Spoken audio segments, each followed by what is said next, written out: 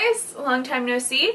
So it is the end of February, as you can see from the calendar, and I have read 10 books so far this year, so I'm going to go over those with you, and here we go. Okay, first of all, let's address the fact that I was waiting for my library to be finished so that I would have a great place to film, and guess what isn't finished?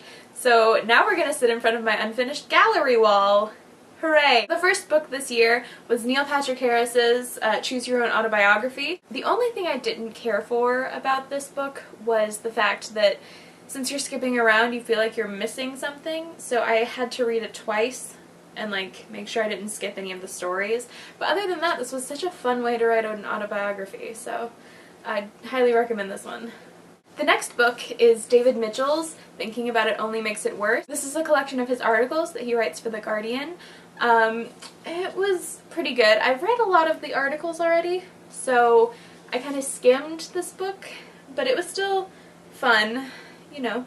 I love David Mitchell. The next book was Wolf in White Van by John Darnielle of the Mountain Goats. I can't say his name without saying of the Mountain Goats because I love the Mountain Goats. Okay, so Wolf in White Van, such a great cover, such great blurbs. It was good. It was not as mind-blowing as everyone had said it would be, but it definitely was way different than anything I've ever read, and I would give it 4 stars. It's pretty great. Next is a novel that I was highly anticipating, and Danielle Handler, my favorite living author. Why do you do this to me? We Are Pirates by Danielle Handler. Not great. Not great, guys. I hate these little half-dust jackets that they've started putting on books. Don't do that.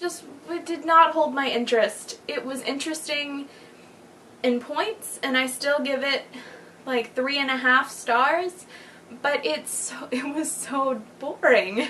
And it pains me to say that because I love Danielle Handler and I would follow him to the ends of the earth, but oh man. Oh my gosh, I love The Princess Bride so much, like everybody of my generation, and Cary Elwes' book, As You Wish, so good. So good. It made me want to watch The Princess Bride 700 times in a row.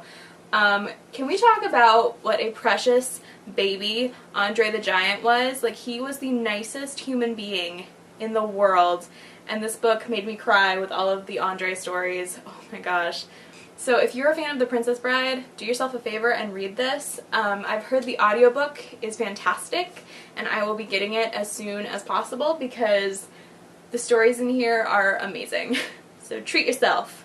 Look at this. The dust jacket comes off. And there's this awesome poster. What? The next book is the 3rd book in the Shades of London series by Maureen Johnson, The Shadow Cabinet. I'm gonna be straight with you guys. I did not care for the madness underneath. I love the name of the star.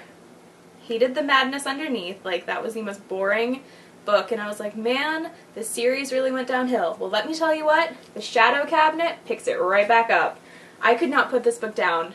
It was so refreshing to have a book that I wanted to read way past bedtime, because that has not happened to me in a long time. So definitely loved this next bit of the series. So good. The last book is called Love Letters to the Dead by Ava Dellairia. Dellairia? I think it's Dellairia. Yeah. Beautiful cover. I've had this book since last year. Haven't read it. I decided to pick it up.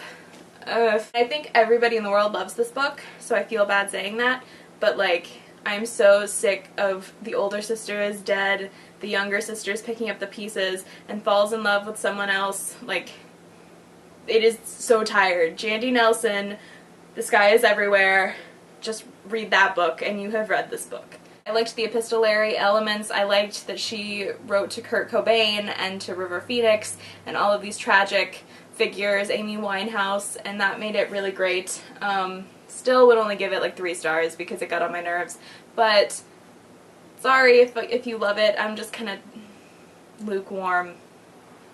Anyway, this was that. I'm currently reading Diaboliad by Mikhail Bulgakov. That was a weird way to say Bulgakov.